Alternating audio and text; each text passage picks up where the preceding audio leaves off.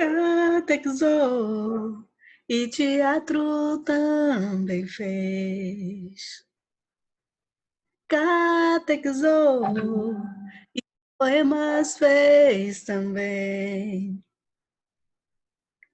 Anchieta foi do bem. E aí, minha gente? E aí, como estão vocês? Vamos lá, minha gente, para mais uma aulinha? Titia está aqui para falar do quinhentismo para vocês, de 1500 a 1601. Vou tentar ser bem rapidinha. Deixei um link lá no final, um link na verdade não, um vídeo lá no final desse nosso slide, tá bom? Aí vocês clicam lá e dão uma olhada no videozinho que é de um cara bem legal que fez essa melosinha que eu cantei aqui no início, que já deixei lá para vocês também, no nosso Classroom. E ele fez essa musiquinha e tal, né? E eu acho bem interessante. E ele tem os 5 minutos, o professor do Litera Brasil, gosto muito dos vídeos dele, e 5 minutos de cada escola literária. Depois que vocês verem aqui minha aula, vocês dão uma passadinha lá, olha que ele é bem mais legal que eu para falar, né? Tem toda uma estrutura. Nós estamos aqui no nosso quartinho, tá bom? Mas vamos falar um pouquinho sobre aqui o quinhentismo. Então, de 1500 a 1601, nós temos o quinhentismo no Brasil, né? O quinhentismo no Brasil, na verdade, ainda não é uma escola literária. É um período de descobrimento do Brasil, entre aspas, como vocês vão ver, e aí, né, vocês tiram essas conclusões de vocês sobre esse entre aspas, certo? É esse período de descobrimento. Então, nós não temos uma literatura brasileira, nós temos uma literatura sobre o Brasil. Tá aí. Que momento é esse? Descobrimento do Brasil, né? Literatura de informação, que são os documentos sobre a terra e sobre os nativos, né, do Brasil. Vou tirar aqui para ver se...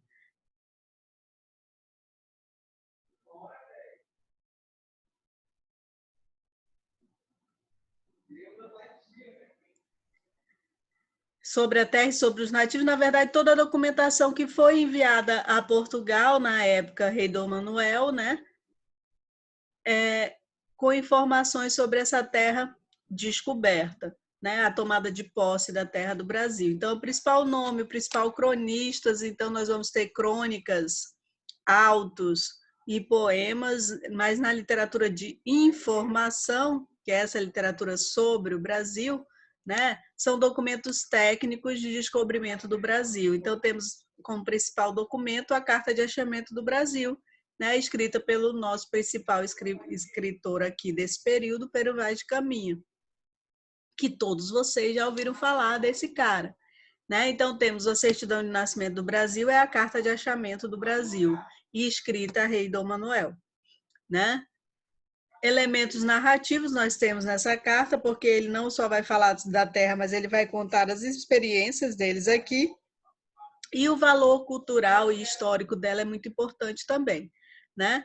E vai tratar principalmente do mercantilismo, estando vivendo nesse momento das grandes navegações, senhores, e vocês conhecem isso, a parte histórica, as implicações disso para o mercantilismo e para a expansão do mercantilismo e posterior, né, surgimento do capitalismo. Então, temos aqui, na literatura de viagens, nós temos aqui as grandes navegações, os viajantes não oficiais, né?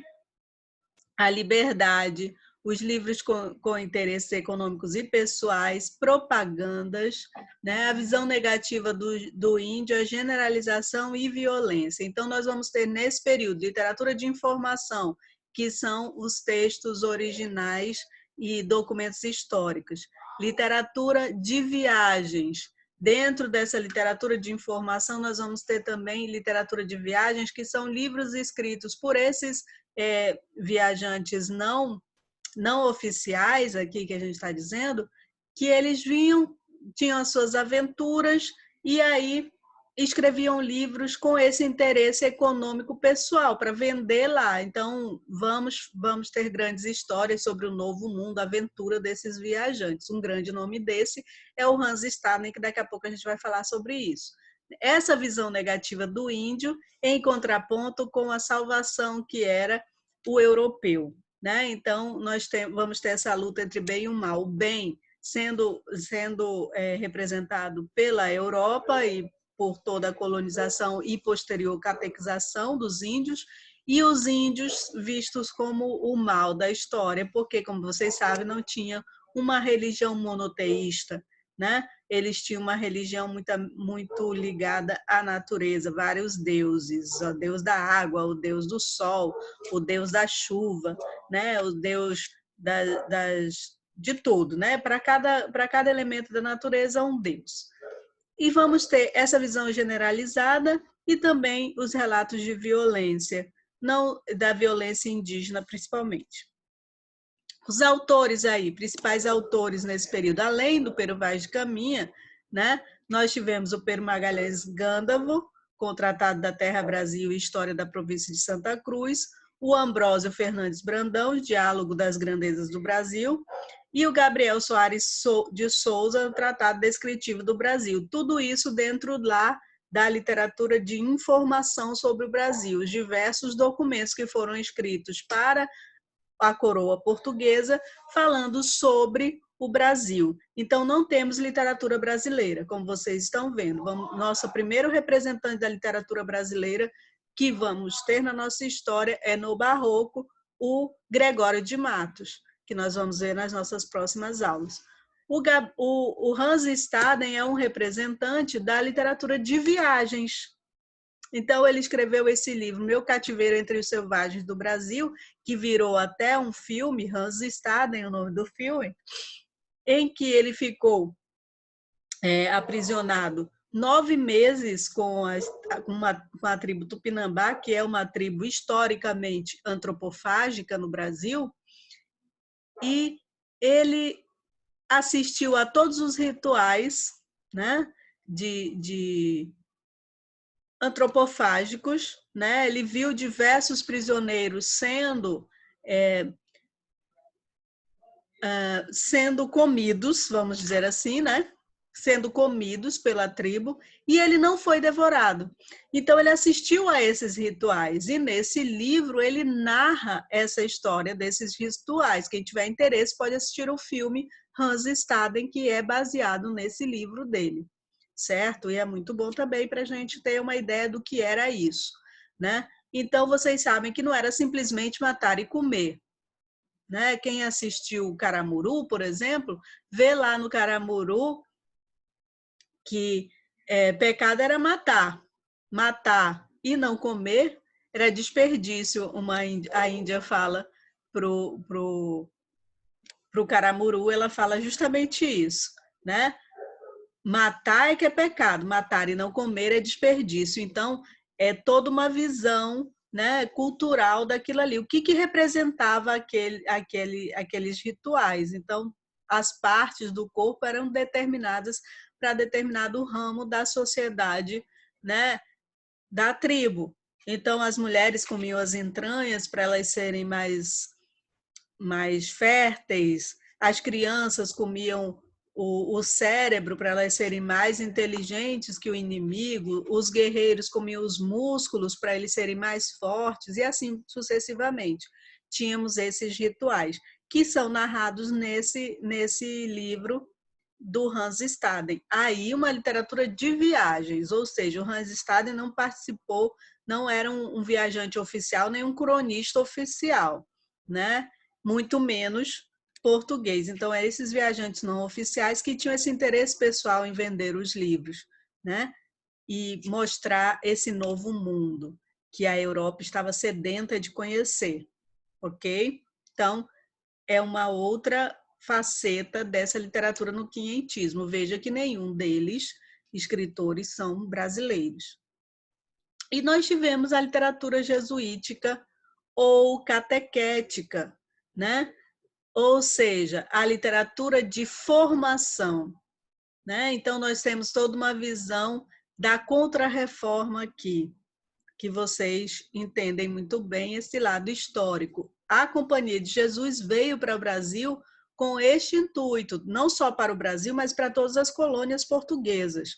E só vão ser expulsas bem mais tarde. A Companhia de Jesus só vai ser expulsa do Brasil bem mais tarde, com as reformas pombalinas, que vocês estudam história também, né? Então, bem mais tarde, esses jesuítas são expulsos do Brasil. Porém, eles vieram para o Brasil com este intuito da Contra-Reforma, que era o quê? Catequizar esse povo, que lá na carta o Caminha dizia, né? Que era um povo muito ingênuo, muito simples e que não tinha nenhuma religião, estava muito aberto a receber. Então, o intuito dos jesuítas era catequizar. Então, toda a obra literária dos jesuítas foram nesse intuito de catequizar índios. Então, nós tivemos como principal representante o Padre José de Anchieta. O Padre José de Anchieta veio para o Brasil e aqui no Brasil ele resolveu estudar essa comunidade, esses índios. Então, para isso, ele aprendeu a língua dos índios. Ele escreveu um dicionário do Tupi-Guarani, ele escreveu uma gramática do Tupi-Guarani e toda a obra dele foi traduzida para o Tupi-Guarani. Então, ele escrevia autos, ele escrevia poesias, ele escrevia hinos, né? Tudo para catequizar os índios na língua deles. Tanto que ele fundou, né? Assim, por trás disso tudo, dentro desse intuito de moralizar, nós temos a cristianização, né? Essa visão da terra boa, né? Essa visão do bom selvagem, né, que está aberto a tudo. Então, assim como a sociedade pode corrompê-lo, a sociedade pode moralizá-lo. Então, esse, né? E as principais motivações dessa literatura toda produzida nesse período do quinhentismo no Brasil, que é esse período de inicial da colonização do Brasil, é o mercantilismo e a Contra-Reforma. Então, em todos esses documentos históricos, nós vamos ter essa visão do que a gente pode explorar aqui, o que a gente pode tirar daqui, né? Se tem ouro, se tem prata, o extrativismo mineral e vegetal, todas as riquezas que a gente pode encontrar aqui vão estar presentes nessas obras. E na obra catequética, nós vamos ter esta visão, né, da cristianização, da terra boa, do bom selvagem, esse índio que eu posso catequizá-lo, e ele só se torna bom quando ele adere aos costumes e à cultura europeia. Então, temos aí o principal autor, José de Anchieta, que, como falei para vocês, catequizou os índios em Tupi, tanto que ele, fundando a cidade de São Paulo e fundando a primeira escola no Brasil, essas escolas todas falavam Tupi. E esse Tupi foi misturando-se com o português e formou o que a gente chama do Nhengaçu, que era a língua geral falada no Brasil até a chegada do Marquês de Pombal aqui. Quando o Marquês de Pombal vem para o Brasil, bem depois, né? Na época das reformas pombalinas, e ele chega ao Brasil e vê que no Brasil as escolas falam o Tupi-Guarani, as pessoas estudam Tupi-Guarani e que na escola não se ensina português, é o primeiro embate dele com os jesuítas por conta disso. Né? Então, o que o padre José de Anchieta fez? O teatro, né, nos altos dos moldes, altos nos moldes medievais, tipo Gil Vicente, lá que a gente já estudou, né?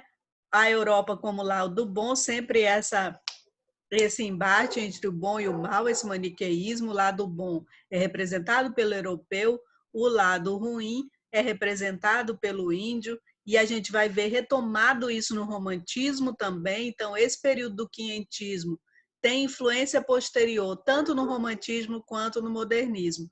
No romantismo, nós vamos ter essa visão direta de que o índio só é o herói nacional quando subserviente, quando se dobra aos conceitos e à cultura europeia e é catequizado. Vamos ver isso nas obras do José de Alencar, né?